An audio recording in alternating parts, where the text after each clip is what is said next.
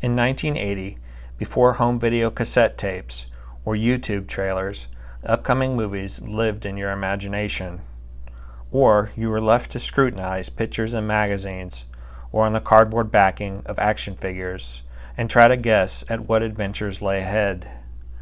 The vintage Luke Bespin figure I received when I was 3.5 years old seemed to hold some clues. He wore an all-khaki uniform now, perhaps more military in nature than the white desert garb we saw him in Star Wars, and slung on Luke's hip was an apparently needed blaster.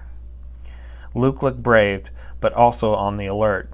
Around the corner, it seemed, something ominous loomed, and Luke faced this alone. Where was Han Solo or Princess Leia? All of this seemed to point to danger for this so-called Luke Skywalker Bespin Fatigues figure. This is my Luke Bespin walking photo collection.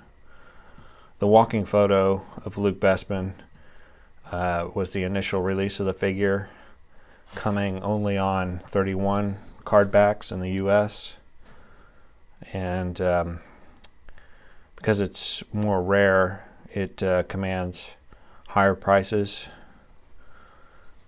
This particular figure is what one would call a beater card. You can see the warping in the card.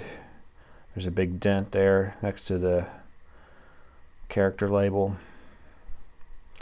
The reason why I bought it was just because it's a rare figure and it was only like $150. Here's the alternate photo where Luke has his blaster drawn and the background is blue. But the next figure we'll look at is not a beater card. It's an AFA 80. Really nice looking figure. Probably one of the nicest pieces in my collection. AFA 80.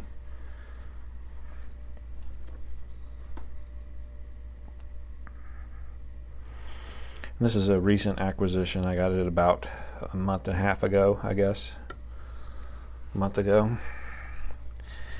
The weapons are still taped to the sides of the bubble, which is pretty rare. A lot of times the adhesive of the tape is given out and the weapons are just loose in the bubbles. 31 card back. I think I previously stated in another video that the walking photo comes with 31 and 32 card backs. Well, I was incorrect. He only comes on the 31 card back and on US cards. My source for that was the Star Wars Collector Archive.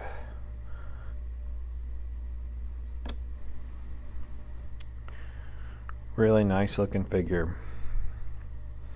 Next we'll move on to the Canadian card, graded by CAS as a 70. Card was 70, bubble 85, figure 80.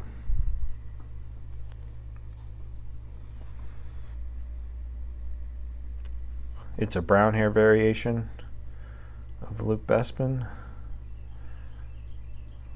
It's kind of a lighter brown color than I've seen on some of them.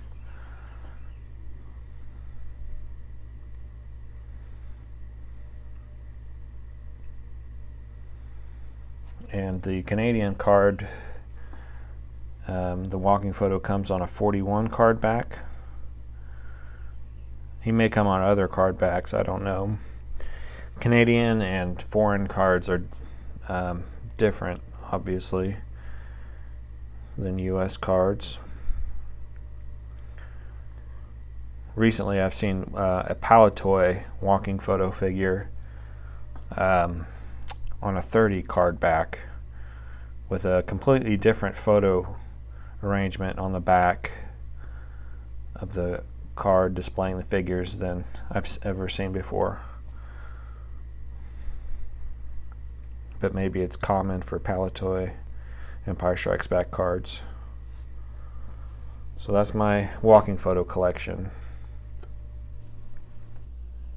Vintage Luke Bespin is perhaps the single most popular Star Wars figure, but it is of course not the most realistic action figure, especially by today's standards.